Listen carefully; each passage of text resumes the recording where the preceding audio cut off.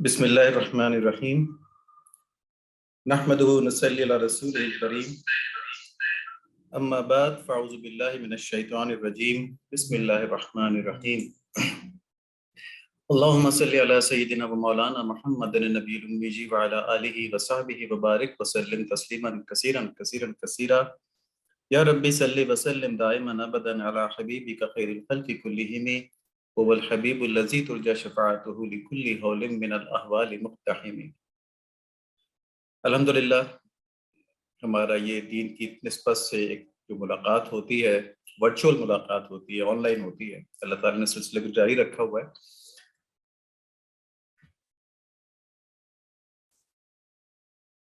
سب سے پہلے وہی اس پروگرام کے مقصد کا اعادہ، اس کی تکرار، کہ ہمارا مقصد یہ ہے، ہم سب الحمدللہ جو کہ اس پروگرام کے اندر شامل ہیں وہ دین کے لیے کسی نہ کسی حد تک فکر مند ہیں تو شامل ہیں۔ ٹھیک ہے، یہ تو اللہ تعالیٰ کی طرف سے ہمارے اوپر کا انتہائی انعام اکرام ہے کہ اس دور کے اندر ہماری تمام تر کمزوریوں کے باوجود ہم کو اللہ کریم نے دین کے ساتھ جوڑا ہوا ہے اور دین کی فکر نصیب فرمائی ہے۔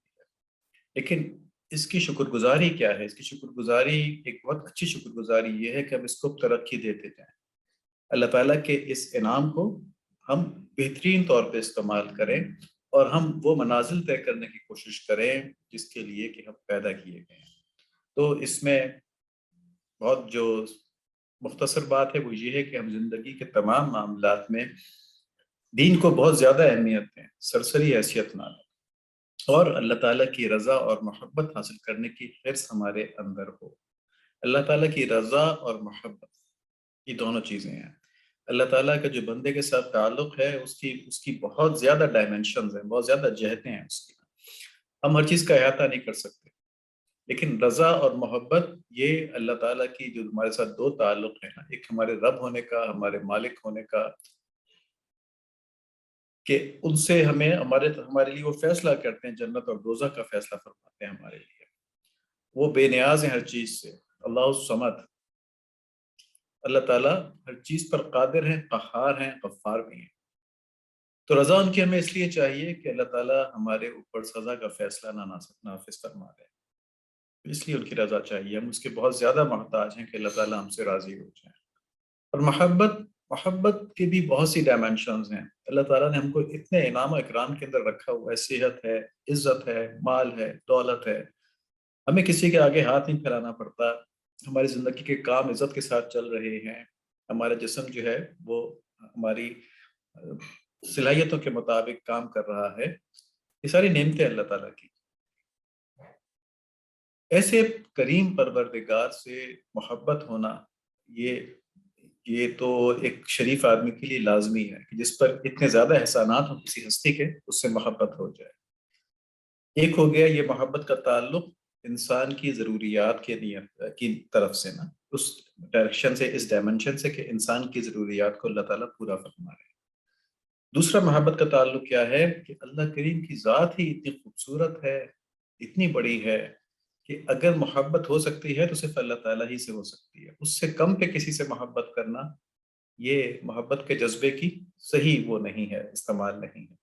اور یقیناً یہ تو سب کو معلوم ہی ہے کہ اللہ تعالیٰ کی محبت اور رسول اللہ صلی اللہ علیہ وآلہ وسلم کی محبت اور اللہ والوں کی محبت، یہ سب اللہ تعالیٰ کی محبت کے ضمن میں آتی ہے، اسی کی سب کلاسز ہیں، یہ سب کی سب۔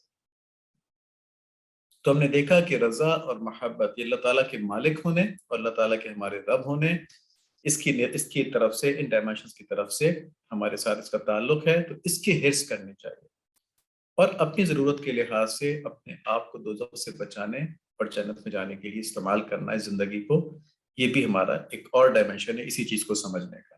لیکن ان تینوں چیزوں کا جو سمری سینٹنس ہے وہ یہ ہے کہ ہم اپنی زندگی میں اللہ تعالیٰ کے احکامات کی اطاعت کریں تاکہ اللہ تعالیٰ ہم سے راضی ہو جائیں، اور یہ اطاعت ہم مجبوراً نہ کریں، محبت کے ساتھ کریں، اللہ تعالیٰ کی محبت کے ساتھ کریں کہ محبوب نے ہم کو حکم دیا ہے، ہم بجا لائیں۔ لیکن اس محبت کے اوپر پھر بزرگی نہ آ جائے، یہ آپ تو بڑے ہی اچھے لوگ ہیں، ہم تو دنیا کی محبت نہیں رکھتے، اللہ تعالیٰ کی محبت رکھتے ہیں، تو ہم تو سارے کا محبت کی وجہ سے کرتے ہیں، نہیں، ہم محتاجی کی وجہ سے بھی کرتے ہیں، ہم اس بات کے محتاج ہیں، اللہ تعالیٰ ہماری محبت سے بے نیاز ہیں۔ ٹھیک ہے، یہ کوئی ہمارا احسان نہیں اللہ تعالیٰ کا، اللہ تعالیٰ سے محبت جو ہم کرتے ہیں، یہ بھی اللہ کا احسان ہے کہ انہوں نے اپنی محبت ہم کو نصیب فرمائی ہوئی ہے۔ تو جب اللہ تعالیٰ نے محبت خود نصیب فرمائی ہوئی ہے تو ہمارے اعمال اس کا بدلہ نہیں ہو سکتے، تو ہم تو یہ اعمال اس لیے کرتے ہیں کہ اللہ تعالیٰ ہم سے راضی ہو جائیں، ہمارے مالک ہیں، وہ ہماری سزا بھی دے سکتے ہیں اور ہمیں معاف بھی کر سکتے ہیں۔ تو دونوں کیفیتیں بیک وقت ہونی چاہیے، محبت کی بھی اور عاجزی کی بھی۔ آج ہم انسان کی زندگی کی جو اصل قدر و قیمت ہے اس کے اوپر انشاءاللہ کچھ بات کرنے کی کوشش کریں گے۔ اللہ تعالیٰ ہم سب کو کامیاب فرمائے اس بات کو سمجھنے میں، اور یہ بہت اہم کنسیپٹ ہے۔ دیکھیں، ہماری پیدائش کا مقصد کیا ہے؟ عبادت ہے اور ہمارا امتحان ہے۔ اللہ تعالیٰ کی عبادت کرنا، اللہ تعالیٰ ہمارا امتحان لیں گے، یہ ہماری پیدائش کا مقصد ہے۔ عبادت کے لحاظ سے دیکھیں، سورہ زاریات میں آیت نمبر 56 ہے، وَمَا خَلَقْتُ الْجِنَّ وَالْإِنسَ إِلَّا لِيَعْبُدُونَ، کہ ہم نے جنات اور انسانوں کو نہیں پیدا کیا مگر اس لیے کہ وہ ہماری عبادت کریں۔ ٹھیک ہے، تو صرف اللہ کی عبادت کے لیے ہم کو پیدا کیا گیا ہے، اور کوئی کام نہیں ہمارے ذمہ۔ اس کی فوراً بعد کی آیت میں فرمایا کہ اللہ تعالیٰ ہم سے رزق کمانا نہیں چاہتے، بلکہ رزق اللہ تعالیٰ ہم کو خود عطا فرمائیں گے۔ اس کی تفصیل یہ ہے کہ رزق کو بھی اللہ تعالیٰ کے بتائے ہوئے احکامات کے مطابق کمانا اور ان کے بتائے ہوئے احکامات کے مطابق خرچ کرنا، یہ بھی عبادت بن جاتا ہے۔ تو اللہ تعالیٰ نے ہمارے ذمہ یہ بھی ڈیوٹی نہیں لگائی ہے کہ ہم رزق جس طرح مرضی کما لیں، جیسے مرضی کما لیں، کما کے لے کے آئیں، حلال حرام کی پرواہ نہ کریں۔ فرمایا تم عبادت کرو، اپنی زندگی کے تمام کاموں کی عبادت بنا لو تو تمہاری ساری ضروریات میں پوری کر دوں گا۔ تو ہمارا مقصد عبادت کرنا ہے، ضروریات ہماری اللہ تعالیٰ خود پوری فرما دیں گے۔ اور میں دوبارہ یہ بات کہہ دوں تاکہ کلیئر ہو جائے، عبادت ایک تو ہوتی ہے نماز، روزہ، حج، زکوٰۃ، جہاد، یہ عبادات ہیں، اور ایک اللہ تعالیٰ کے تمام احکامات کی پیروی کرنا، یہ بھی عبادت ہے۔ ٹھیک ہے، تو یہاں پہ وہ کمپریہنسو مطلب جو عبادت کا ہے نا، اس سے مراد ہے یہاں پہ۔ تو اس میں روزی کے ذرائع استعمال کرنا اور طاقت کے ذرائع استعمال کرنا جائز مقاصد کے لیے ہے۔ آج جو بچوں کی کہانی، اس کے اندر ایک امپورٹنٹ میسج تھا، وہ بھی انشاءاللہ ہم دیکھیں گے۔ تو یہ سب جو ہے یہ عبادت میں آ جاتا ہے اگر نیت اللہ تعالیٰ کی رضا ہو تو۔ حساب کتاب کے بارے میں قرآن شریف کے اندر بہت سی جگہوں پہ بتایا ہوا ہے، تو ہم یہاں پہ سورہ مومنون کی آیت نمبر 115 دیکھتے ہیں، أَفَحَسِبْتُمْ أَنَّمَا خَلَقْنَاكُمْ عَبَثًا وَأَنَّكُمْ إِلَيْنَا لَا تُرْجَعُونَ، کیا تم یہ گمان کیے ہوئے ہو کہ ہم نے تمہیں یوں ہی بیکار پیدا کر دیا ہے؟ أَفَحَسِبْتُمْ أَنَّمَا خَلَقْنَاكُمْ عَبَثًا، بیکار پیدا کیا، تمہارا کوئی مقصد نہیں ہے، اور یہ کہ تم ہماری طرف لوٹائے ہی نہ جاؤ گے۔ ٹھیک ہے، یہ لوٹایا جانا جو اللہ تعالیٰ یہاں پہ ایمفسائز کر رہے ہیں کہ تم نے لوٹایا جانا ہے، میرے پاس تمہیں واپس آنا ہے، یہ ختم نہیں ہو جاؤ گے یہاں پہ مزے کر کے۔ اور جب آنا ہے تو کیا ہوگا؟ سورہ ملک کی آیت نمبر 2، الذی خلق الموت والحیات لیبلوکم ایکم احسن عملا وہو العزیز الغفور، کہ اللہ تعالیٰ وہ ہیں جنہوں نے موت کو اور زندگی کو اس لیے پیدا کیا ہے کہ ہم کو آزمائیں کہ ہم میں سے کون اچھے کام کرتا ہے۔ بے شک اللہ تعالیٰ جو ہے غالب ہیں اور بخشنے والے ہیں۔ یہاں پر اللہ تعالیٰ نے بتایا کہ تم جو میرے پاس لوٹ کر آؤ گے، تمہارا حساب کتاب ہوگا کہ زندگی تم کو دی گئی تھی کہ تم میں سے کون شریعت کے مطابق اچھے عمل کرتا ہے، نیک عمل کرتا ہے، اس کے مطابق تمہارا حساب کتاب ہوگا۔ اور یہ جان لو کہ اس حساب کتاب سے بچ نہیں سکتے، اللہ تعالیٰ غالب ہے، کوئی طریقہ ایسا نہیں کہ تم اس حساب کتاب سے بچ جاؤ، کیونکہ اللہ تعالیٰ کو تم نہ دھوکہ دے سکتے ہو نہ ان سے بچ سکتے ہو۔ ہاں، فکر مت کرو، اللہ تعالیٰ غفور بھی ہے، بہت زیادہ معاف کرنے والے بھی ہیں۔ جب تم اطاعت کی کوششیں کرتے رہو گے تو جو غلطیاں تمہاری اس میں ہو جاتی ہیں، جس پہ تم عاجزی کرتے اور توبہ کرتے ہو، اللہ تعالیٰ معاف فرما دیں گے اور تم کو نجات دے دیں گے انشاءاللہ۔ تو یہ ہماری زندگی کا کل دائرہ ہو گیا کہ ہمارا مقصد ہے عبادت کرنا، اور اس کے بعد ہم نے اللہ کریم کے دربار میں حاضر ہو کے اپنی ان عبادات کا حساب کتاب دینا ہے۔ اب یہ عبادت کیا ہے؟ ہم نے پہلے اشارتاً بات کی اس کے اوپر۔ عبادت اصل میں یہ ہے کہ زندگی شریعت کے احکام کی پابندی میں گزارے۔ ٹھیک ہے، ہر لمحہ جب ہم والد کے پاس جاتے ہیں، جب ہم بچوں کے پاس جاتے ہیں، ہم یہ دیکھیں کہ اللہ تعالیٰ ہم سے چاہتے کیا ہیں۔ جب ہم والدین کے پاس جاتے ہیں، اگر ہماری نیت اللہ تعالیٰ کی رضا کی ہوگی، ٹھیک ہے، تو اپنی نفسانی ریئیکشنز کے اوپر ہم قابو پا لیں گے۔ مثلاً ہم جب والدین کے پاس جا رہے ہیں، اللہ تعالیٰ نے حکم دیا کہ یہ اگر تم پر زیادتی بھی کریں تو ان کے سامنے اف تک مت کرو۔ تو جب ہم ان کے سامنے حاضر ہوتے ہیں اور ہم سمجھتے ہیں اپنی سمجھ کی وجہ سے کہ یہ میرے والد صاحب نے میرے ساتھ زیادتی کر دی ہے، تو اب اللہ تعالیٰ نے کہا تم نے اف تک نہیں کرنی ہے، ٹھیک ہے، تو آپ کوئی ریئیکشن شو نہیں کریں گے، اور آپ ان کی اس اگر زیادتی ہوئی بھی ہے، ٹھیک ہے، بل تو یہ بعید ہے کہ والد کسی بچے کے ساتھ زیادتی کرے، اگر فرض کریں اس نے اپنی اشتہاری غلطی کی وجہ سے آپ کے اوپر زیادتی کر بھی دی ہے، تو ایز بچہ آپ ان کے ساتھ کوئی تعارض نہیں کریں گے، ان کے ساتھ کوئی آپ آرگومنٹ نہیں کریں گے، کوئی تکلیف نہیں پہنچائیں گے، تو یہ آپ کی عبادت ہو گئی کہ آپ نے اللہ کی رضا کے لیے اپنے نفس کے اوپر ایک بوجھ برداشت کیا اور اپنے والد کے سامنے آواز اونچی نہیں کی، ان سے کسی قسم کا سوال جواب نہیں کیا، ان کو خوش رکھا، ٹھیک ہے، اس میں حکمت ظاہر ہوتی ہے کہ اگر اس کی وجہ سے کسی اور کو نقصان پہنچ رہا ہے تو اس کو خوش اسلوبی سے طے کیا جاتا ہے معاملے کو، لیکن ان کے ساتھ بد کلامی نہیں کرنی۔ اسی طرح اولاد کے لیے ہے کہ اولاد کے پاس جب آپ جا رہے ہیں تو اس کی جو خواہشات ہیں اس کو پورا کرتے وقت یہ دیکھ لے کہیں وہ اس کی وجہ سے اپنے اسلام کو اپنے ایمان کو تو نقصان نہیں پہنچا لے گا یا پہنچا لے گی۔ تو اگر آپ نے یہ فکر کر لی تو پھر آپ نے اللہ تعالیٰ کے اس حکم کی پابندی کی کہ اولاد جو ہے یہ ہمارے پاس اللہ تعالیٰ کی امانت ہے، اس کے بارے میں ہم سے پوچھا جائے گا، اور کیا پوچھا جائے گا کہ ہمیں دنیاوی ضروریات بھی جائز جائز پوری کی کہ نہیں، اور سب سے اہم بات کہ ان کی دینی ضرورت پوری کی کہ نہیں، ان کو اچھا مسلمان بنانے کی کوشش کی کہ نہیں، کیونکہ اس پہ ان کی آخرت ڈیپینڈ کر رہی ہے۔ لیکن وہ ماں باپ کتنے ظالم ہوتے ہیں جو بچوں کو دنیاوی انڈلجنس کے اندر تو مبتلا رکھتے ہیں، یعنی جو بچہ خواہش کرے پوری کر دیتے ہیں، جو بچہ خواہش کرے پوری کر دیتے ہیں، یہ ان کی محبت ہے بچے سے، لیکن آخرت کی طرف سے اس کو تباہ و برباد ہونے دیتے ہیں، اس کو صرف جانے ہی نہیں دیتے، ٹھیک ہے، تو اس کی ہمیشہ ہمیشہ کی زندگی خراب کر دیتے ہیں۔ تو ایسے والدین بڑے ظالم ہوتے ہیں، وہ اپنی طبعی محبت کی وجہ سے اولاد کے اوپر ظلم کر لیتے ہیں، کہ اپنی اولاد کی خواہشات کو چھوڑ نہیں سکتے، وہ خواہشات جو اس کی آخرت کو نقصان پہنچا رہی ہوں ان پر بھی اس کو تنبیہ نہیں کرتے۔ لیکن جب اس طبعی محبت کے اوپر شریعت کے احکامات آ جاتے ہیں تو یہ بیلنس آؤٹ ہو جاتی ہے، اور پھر یہی بچوں کے ساتھ تعلق آپ کا عبادت بن جاتا ہے، کیونکہ وہ اللہ تعالیٰ کی نسبت سے ہے۔ تو دوسری بات یہ ہے کہ زندگی خالص بندہ بن کے گزارے۔ بندہ بن کے گزارنے کا کیا مطلب ہے کہ شریعت کے احکام کے سامنے ہماری اپنی کوئی بات نہیں چلے گی، بس جو اللہ تعالیٰ نے حکم دے دیا ہم نے اس کے اوپر عمل کرنا ہے۔ قرآن شریف کی ایک آیت بھی ہے نا کہ جب اللہ اور اس کے رسول کسی بات کے اوپر فیصلہ کر دیں تو نہ کسی مومن مرد کو حق ہے نہ کسی مومن عورت کو حق ہے کہ اس کے بارے میں اپنی کوئی رائے رکھے اپنی، تو خالص بندہ بن کے بھی جو اللہ تعالیٰ نے کر دیا وہی ٹھیک ہے۔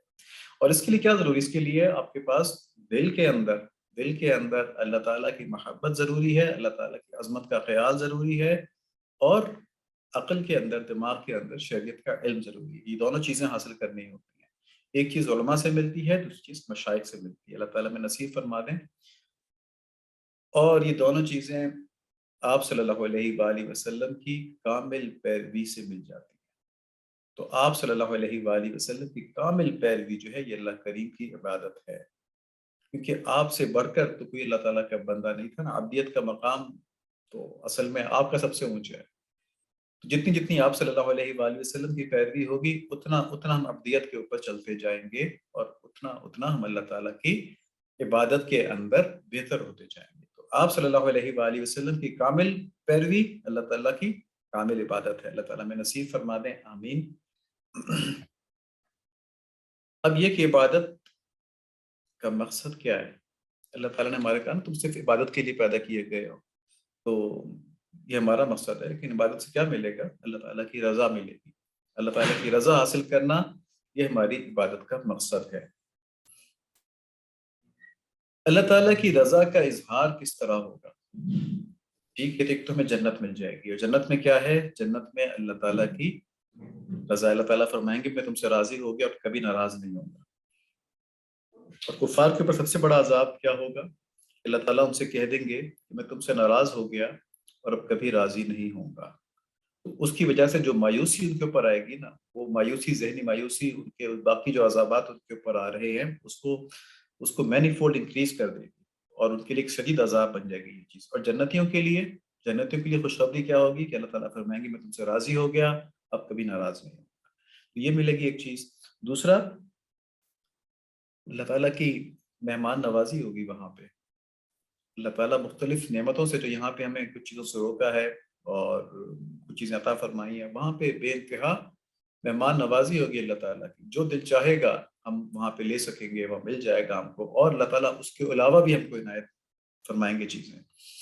تو اب اللہ تعالیٰ کی مہمان نوازی کو ہم ایکسپلین نہیں کر سکتے، ٹھیک ہے، ہم اس پہ خوش تو ہو سکتے ہیں، اس کو کیونکہ انفائنائٹ ہے، اللہ محدود ہے، تو ہم جنت کے جو واقعات نبی صلی اللہ علیہ وآلہ وسلم کی زبانی ہم کو معلوم ہوئے ہیں، جو حالات معلوم ہوئے ہیں، اور قرآن شریف میں تو یہ لکھا ہے کہ نہ کسی آنکھ نے کبھی دیکھا، نہ کسی کان نے کبھی سنا، تو ان چیزوں کو ہم ایکسپلین تو نہیں کر سکتے۔ ہاں، دنیا کے اندر جو نعمتیں ہیں یہ اس کا اشتہار ہے، اس کی ایڈورٹیزمنٹ ہے۔ اب دنیا کے اندر جو بہترین چیز نظر آتی ہے نا ہم کو، جو خوبصورت ترین چیز نظر آتی ہے، جو مزیدار ترین چیز نظر آتی ہے، جنت کے اندر خوبصورتی اور مزہ جو ہے وہ اس سے انفائنائٹلی بہتر ہے۔ تو یہ اللہ تعالیٰ کی مہمان نوازی ہے، اور سب سے بڑھ کر اللہ تعالیٰ کا دیدار وہاں پہ ملے گا۔ تو یہ اللہ تعالیٰ کی رضا کا اظہار ہے آخرت میں۔ اور دنیا میں اللہ تعالیٰ کی رضا کا اظہار کیا ہے کہ ہمیں دنیا میں جنت مل جائے گی۔ تو دنیا میں جنت کیا ہوتی ہے؟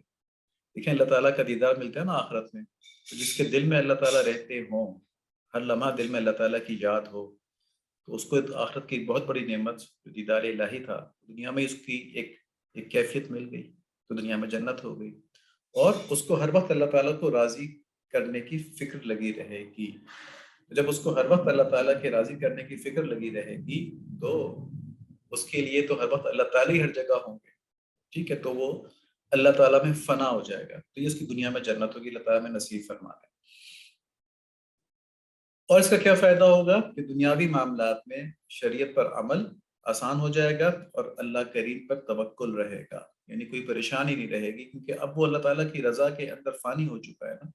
تو دنیاوی معاملات کے اندر ہر کام اللہ تعالیٰ کے حکم کے مطابق کرے گا، تو جب ہر کام اللہ تعالیٰ کے حکم کے مطابق کیا جائے تو پھر اس میں خیر ہی خیر ہوتی ہے، ٹھیک ہے، اس میں بہتری ہی بہتری ہوتی ہے۔ اس میں اگر تکلیف بھی آ جائے، جیسے ابھی اب جواز صاحب نے بات کی تھی، کچھ تکالیف انسان کے درجات بلند کرنے کے لیے ہوتی ہیں، تو ان تکالیف کے اندر بھی خیر ہوتی ہے، اور وہ تکالیف بھی اللہ تعالیٰ کی محبت کی علامت ہوتی ہیں، کیونکہ حدیث شریف ہے جس کا کم و بیش مفہوم یہ ہے کہ نبی صلی اللہ علیہ وآلہ وسلم نے فرمایا کہ بڑا ثواب بڑی بلا کے ساتھ ہے، اور اللہ تعالیٰ جب کسی قوم سے محبت کرتے ہیں تو اس کو مصائب کے اندر، مصیبت کے اندر مبتلا کر دیتے ہیں، پھر جو اس میں اللہ تعالیٰ سے راضی ہو گیا، اللہ تعالیٰ اس سے راضی ہو جاتے ہیں، اور جو اس مصیبت میں اللہ تعالیٰ سے ناراض ہو گیا تو اللہ تعالیٰ بھی اس سے ناراض ہو جاتے ہیں۔ دنیا کیونکہ امتحان کی جگہ ہے نا، اس لیے اس میں مشکلات سے گھبرانا نہیں چاہیے، لیکن اپنی زندگی اس طرز کے ساتھ گزارنی چاہیے، اس اسٹائل کے ساتھ گزارنی چاہیے، اس کیفیت اور ذوق کے ساتھ گزارنی چاہیے کہ یہ جو مشکلات ہمارے اوپر آئیں گی، جو ہماری قسمت میں لکھی ہوئی ہیں، وہ ہمارے اوپر اللہ تعالیٰ کی محبت کی علامت بن جائیں اور ہمارے درجات کی بلندی کا سبب بن جائیں۔ اللہم آمین۔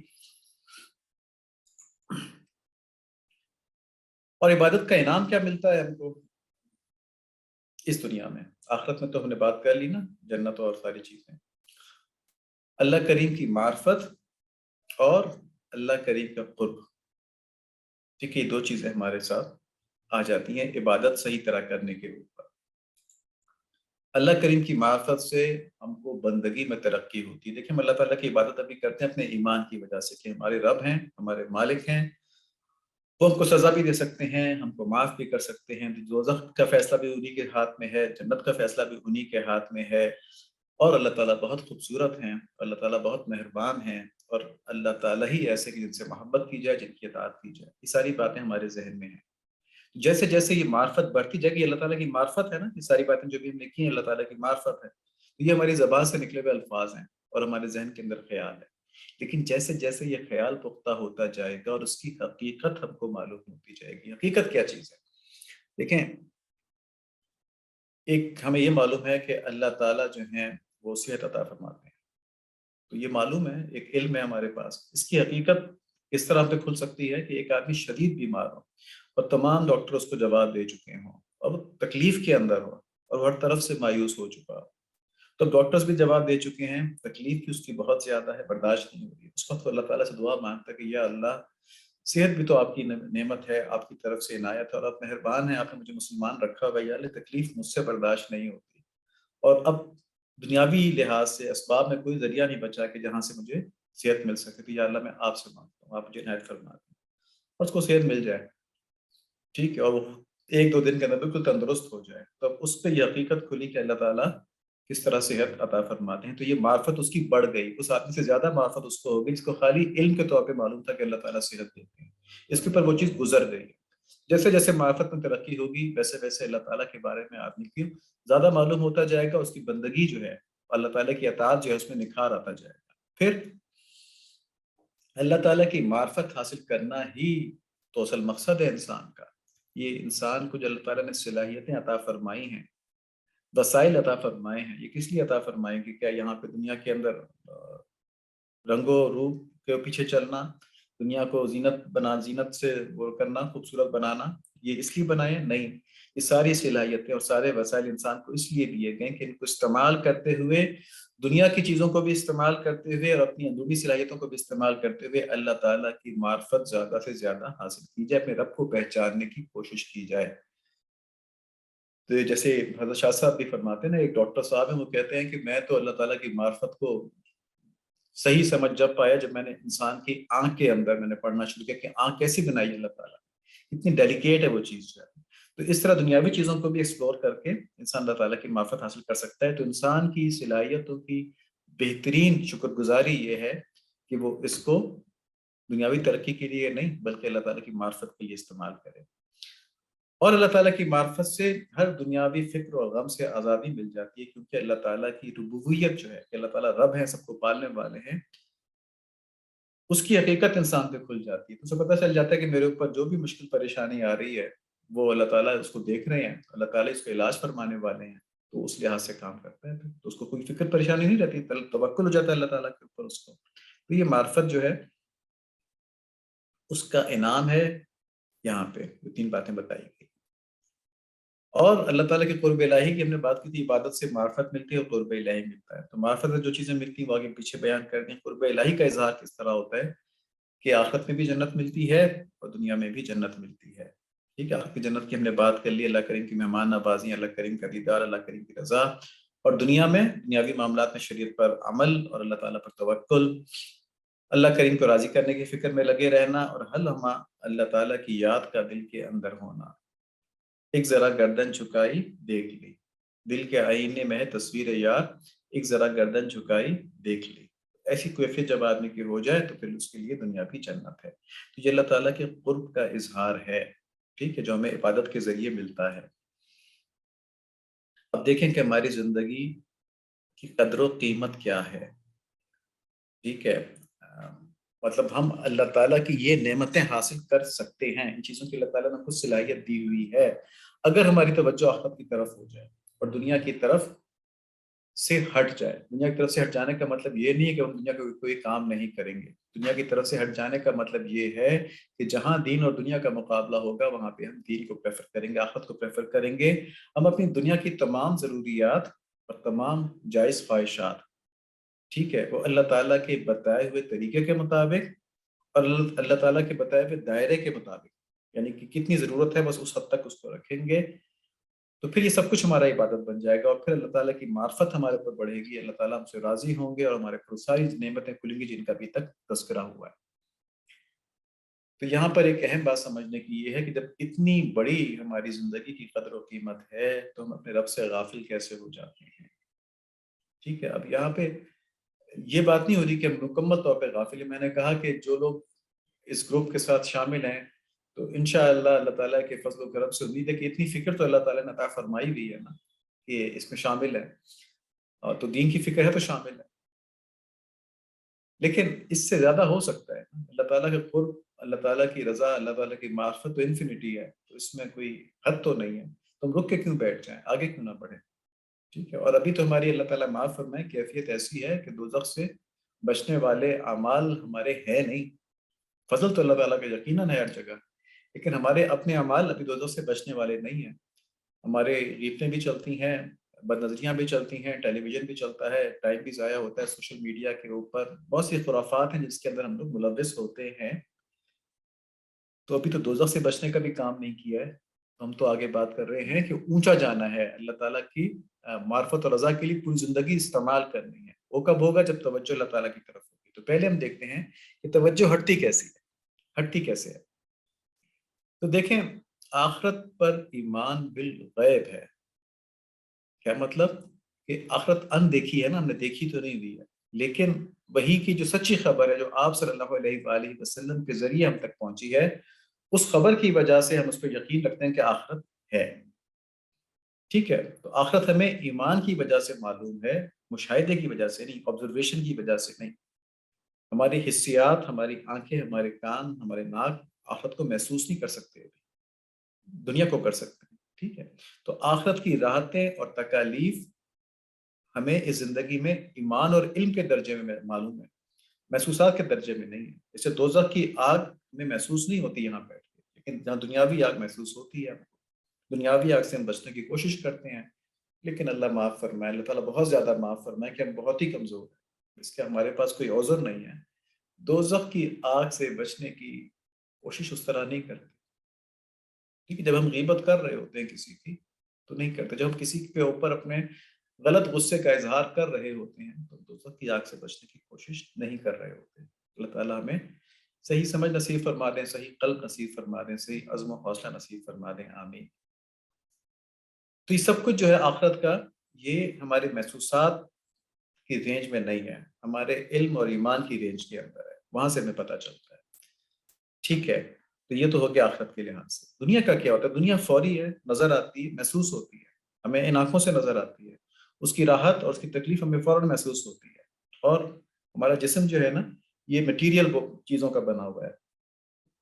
تو حضرت مولانا روم رحمۃ اللہ علیہ فرماتے ہیں کہ جسم کیونکہ ہمارا مٹیریل چیزوں کا بنا ہوا ہے، ایک جسم جو ہے ہمارا یہ مٹیریل باڈی ہے، تو اس کو مٹیریلزم سے محبت ہے، اس کو مادیت سے محبت ہے، اس کی ساری خواہشات مادیت والی ہیں. ٹھیک ہے، تو ہمارے جسم کی نیچرل محبت بھی مادے والی ہے، مادہ نظر بھی آتا ہے، مادے کی راحت اور تکلیف اور محسوس بھی ہوتی ہے. تو یہ مٹیریل ورلڈ کے اندر ٹھیک ہے ہم لوگوں کو ہر چیز فوراً نظر آ رہی ہوتی ہے، امیجیٹ کنسرنز ہمارے ہوتے ہیں. اور آخرت کیا ہو گئی؟ آخرت ہمارے علم کے اندر ہے، ہمارے ذہن کے اندر ہے، ہمارے ایمان کی وجہ سے ہے. تو اگر ہمارا فوکس زیادہ دنیا کی طرف رہے گا تو وہ چیز کمزور ہو جائے گی ایمان والی. ٹھیک ہے، اور زیادہ فوکس رہنے کا امکان کس لیے ہے؟ کیونکہ یہ آخرت ہمیں آنکھوں سے، اپنے ہاتھوں سے، اپنے پاؤں سے سب سے نظر آ رہی ہے، محسوس ہو رہی ہے، زبان سے، کان سے، ناک سے. دنیا جو ہے یہ ہم کو محسوس ہو رہی ہے، جبکہ آخرت ہم کو محسوس نہیں ہو رہی، وہ ہمارے ایمان کی حد تک ہے. تو ہماری نیچرل ٹینڈنسی اس چیز کی طرف ہوگی جو امیڈیٹلی ہمارے ساتھ ہے. ٹھیک ہے، اس نیچرل ٹینڈنسی کو ہم نے اس کا مقابلہ کرنا ہے، اس کو ڈیفیٹ کرنا ہے.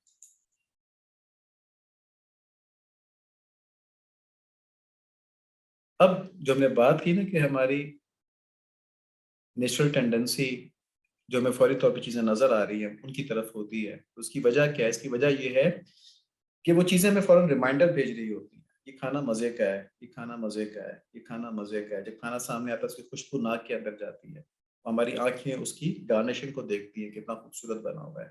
پیٹ مطالبہ کر رہا تھا اس کو پھینکو اندر لے کے، اور فوراً زبان ذائقے کا تقاضا کر رہی ہوتی ہے. تو یہ ساری ایڈورٹیزمنٹس آ رہی ہیں دنیا کی، ساری توجہ اس طرف چلی جاتی ہے. تو اس ملٹیپل ایڈورٹیزمنٹ کا کوئی علاج اس کے مقابلے کا ہونا چاہیے نا. وہ کیا ہوتا ہے کہ ہم آخرت کی باتوں کی ریپیٹیشن کریں، تکرار کریں.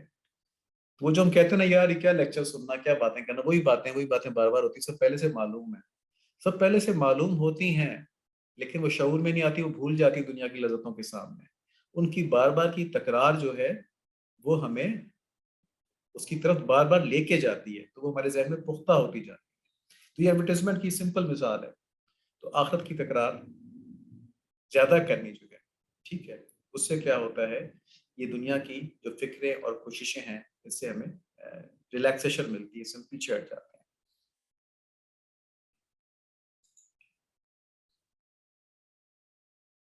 تو جتنا وقت ہم دنیا کی باتوں اور دھیان میں گزاریں گے اپنے رب سے غافل ہوتے جائیں گے. یہی بات ہوئی جو پیچھے بھی ہوئی. اور جتنی مرتبہ آخرت کی فکر والی مصروفیات رکھیں گے ذہن میں رب کی یاد پختہ ہوتی جائے گی. یہ بات ابھی ہم نے کی، اس کو 2 جملوں میں یہاں لکھ دیا. اگر ہم اپنی زندگی کا ایک انالیسس کریں تو ہم دیکھ لیں کہ ہم ان دونوں میں سے اس گرین بیلٹ کے اوپر ہے، اس ریڈ بیلٹ کے اوپر ہے. ہمارا زیادہ وقت کہاں گزرتا ہے، زیادہ دھیان کہاں گزرتا ہے. ٹھیک ہے، اور یہ یاد رکھیں کہ اگر صبح 9 to 5 ہم آفس کی جاب کرتے ہیں یا ہم اسٹوڈنٹ ہیں، ہم پڑھتے ہیں، اس کا مطلب دنیا نہیں ہے اگر ہمارا دھیان اللہ تعالیٰ کی طرف لگا ہوا ہے.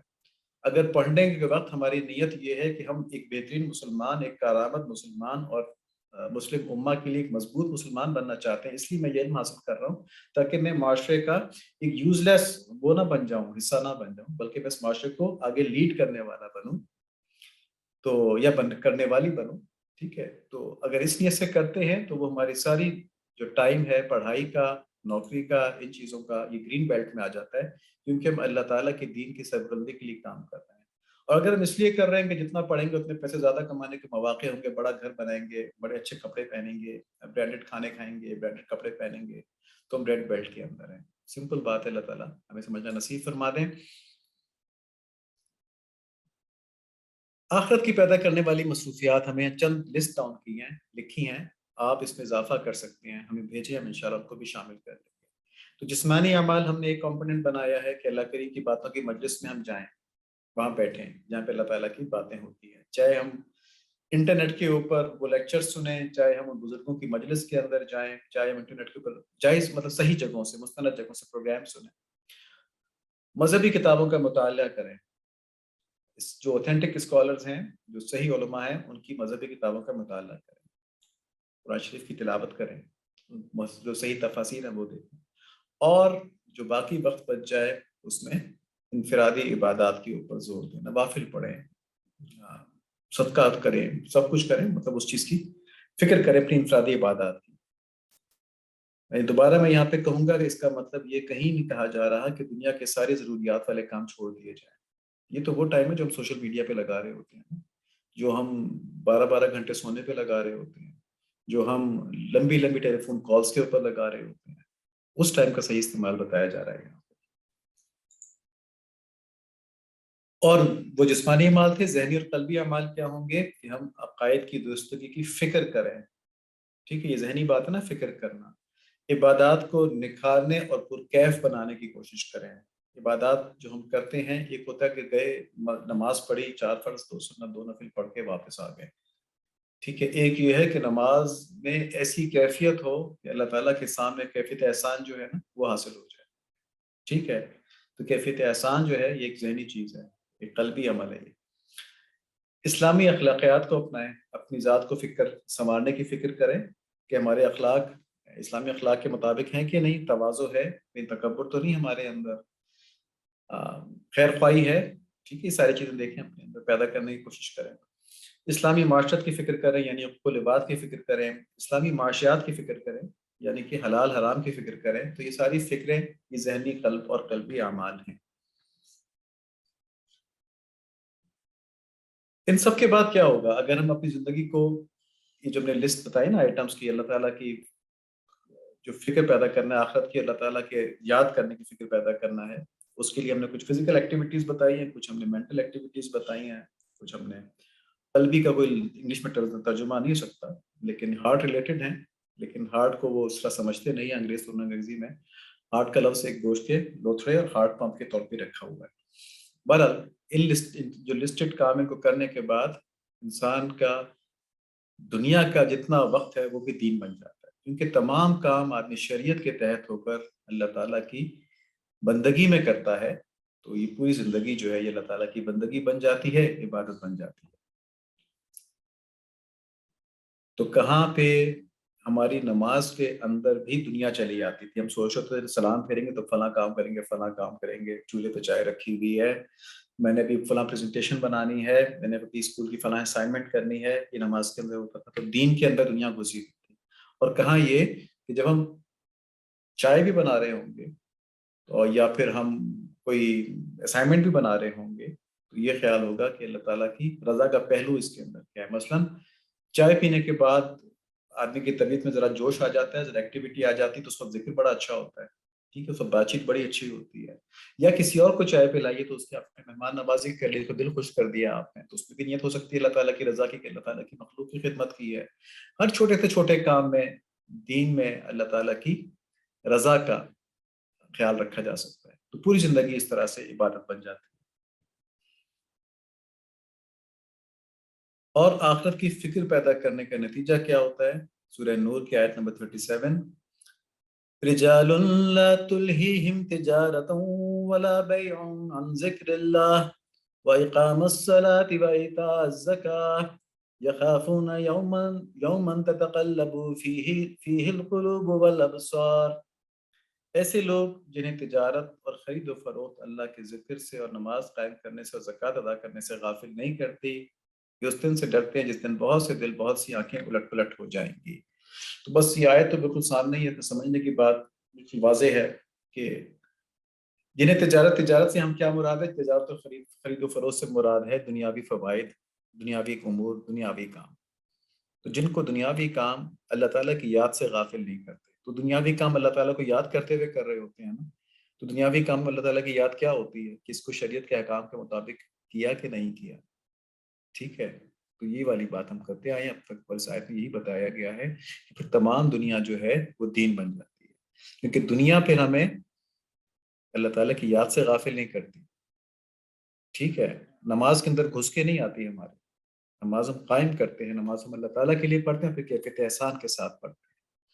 اور زکوٰۃ ادا کرنے سے غافل نہیں کرتی. یہاں مراد ہے مال کی محبت. مال کی محبت بڑی نامراد چیز ہے، پتہ نہیں کس کس اسٹیج پہ جا کے ہمیں نقصان پہنچاتی ہے. اللہ تعالیٰ اسے محفوظ فرمائے اور مال سے مکمل بے رغبتی نصیب فرمائے، آمین. تو خلاصہ یہ ہوا ان ساری باتوں کا کہ دنیا کے حرص آخرت کی ضروری فکر پر بھی غالب آ جاتی ہے. اور ضروری فکر آخرت کی کیا ہے؟ کم سے کم دوزخ سے تو بچ جائیں نا.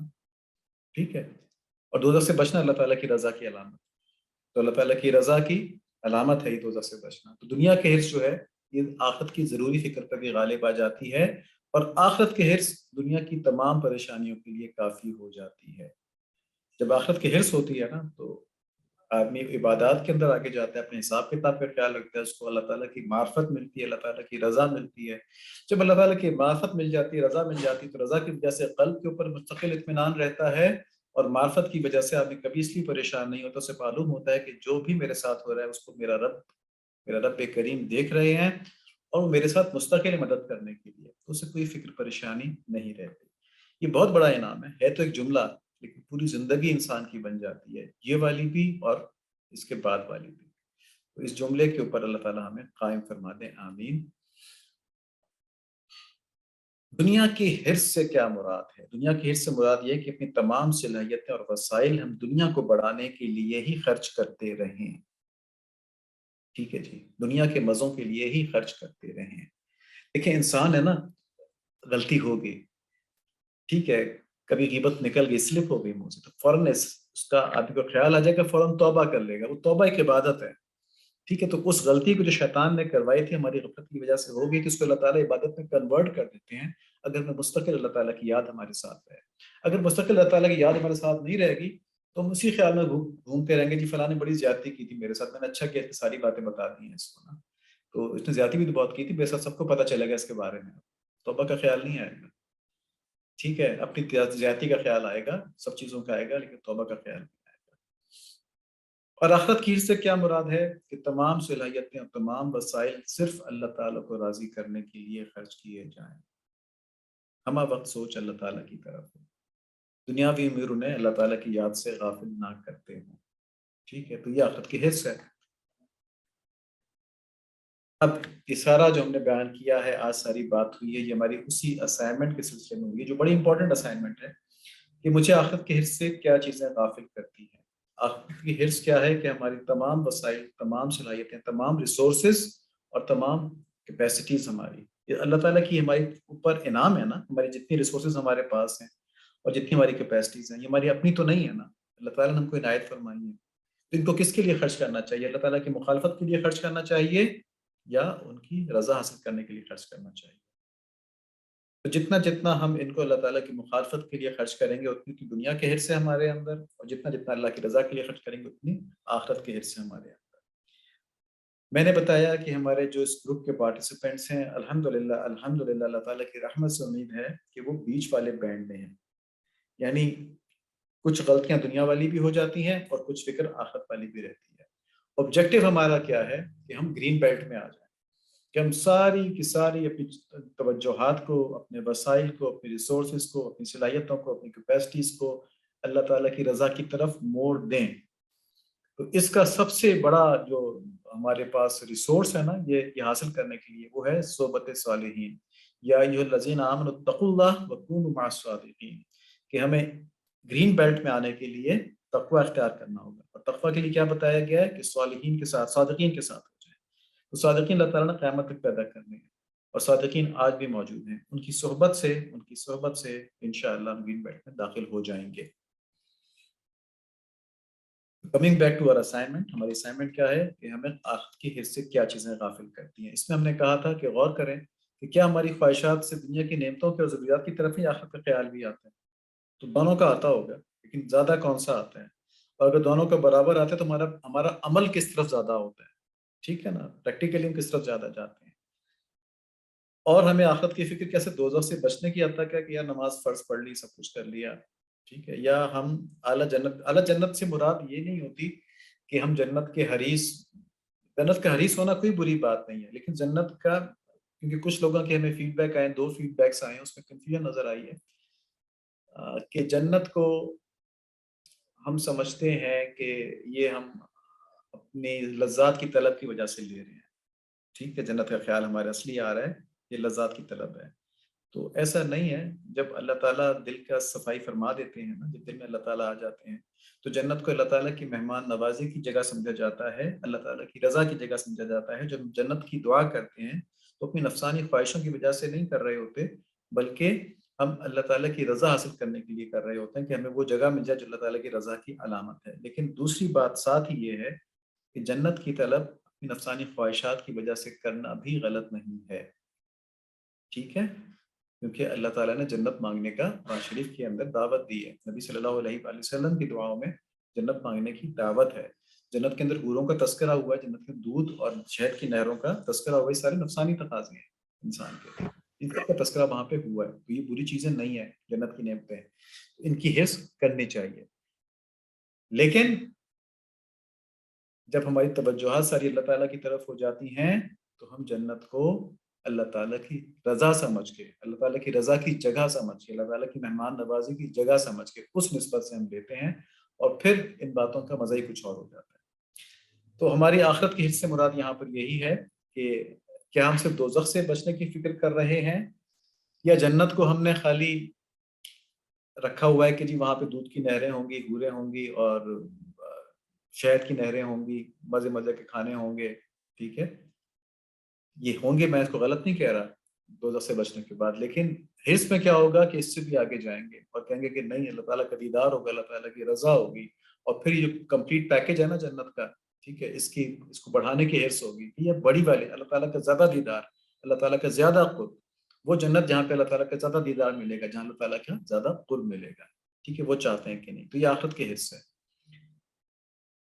اور اس کے بعد اگر ہے تو پریکٹیکلی ہم عمل کتنا کر پا رہے ہیں، اور اگر عمل نہیں ہو پا رہا تو دیکھیں کون کون سے ہماری زندگی کے اندر، ہمارے 24 آورس کی جو لائف ہے اس کے اندر، 24 گھنٹے کی زندگی کے اندر کون کون سے ایلیمنٹس ہیں جو ہم اس سے دور کر رہے ہیں. ان ایلیمنٹس کو آئیڈینٹیفائی کرنا ہماری اسائنمنٹ ہے.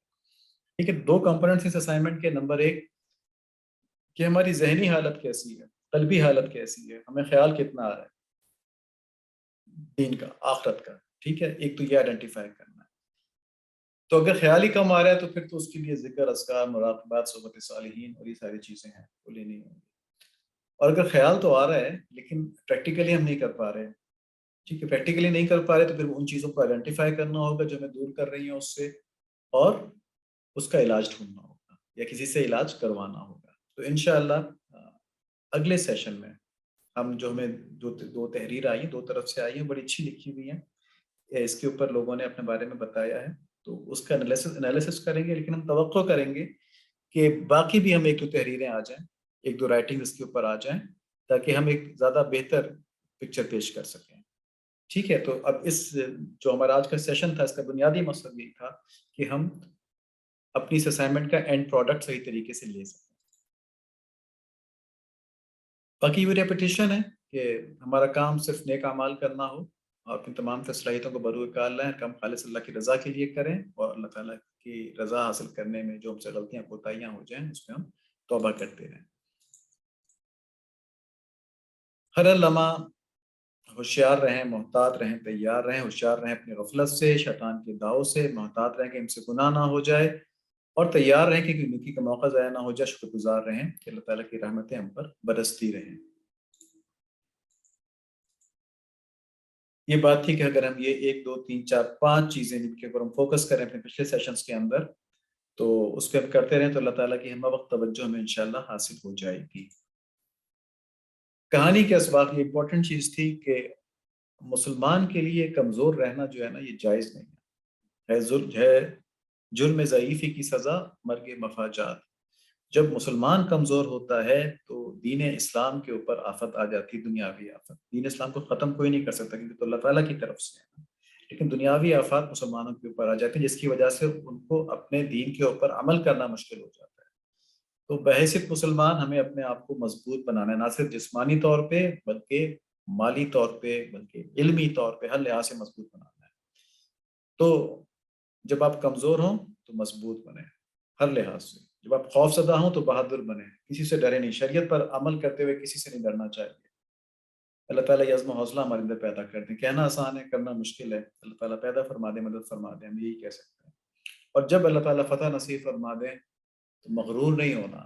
فتح مکہ یاد رکھیں، نبی صلی اللہ علیہ وآلہ وسلم کس طرح داخل ہوئے تھے، ٹھیک ہے، سر اونٹنی سے ٹکرا رہا تھا، جھک کے داخل ہو رہے تھے، اللہ تعالیٰ کی سامنے عاجز بن کے داخل ہو رہے تھے۔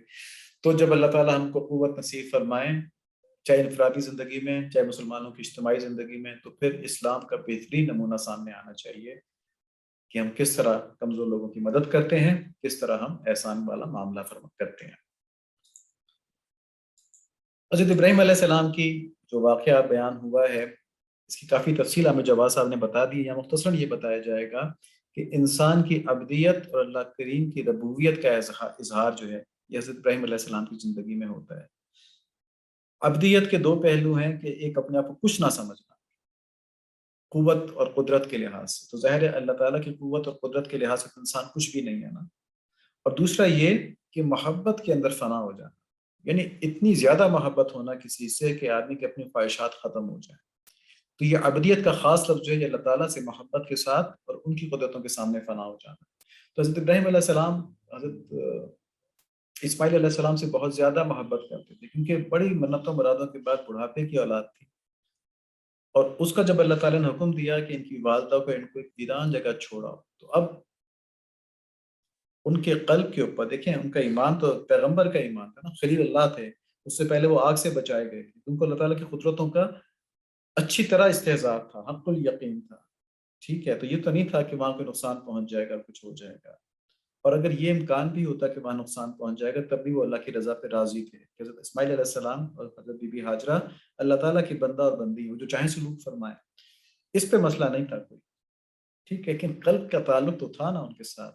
تو یہاں پر اس چیز کی آزمائش ہے یا اس چیز کا اظہار ہے کہ اپنے قلبی دکھ اور درد کے باوجود سب کچھ برداشت کیا، ٹھیک ہے، لیکن اللہ کا حکم پورا کیا۔ وہاں پہ یہ دعا بھی نہیں کی کہ یا اللہ دیکھیں میرے بڑھاپے کا بچہ ہے، اس کو میرے ساتھ کچھ اور عرصہ رہنے دیں، آپ اتنے کریم رب میں، آپ نے ہر چیز دی ہوئی ہے، مجھے نبوت سے بھی سرفراز فرمایا ہے، یہ میری خواہش پوری کرتا ہے۔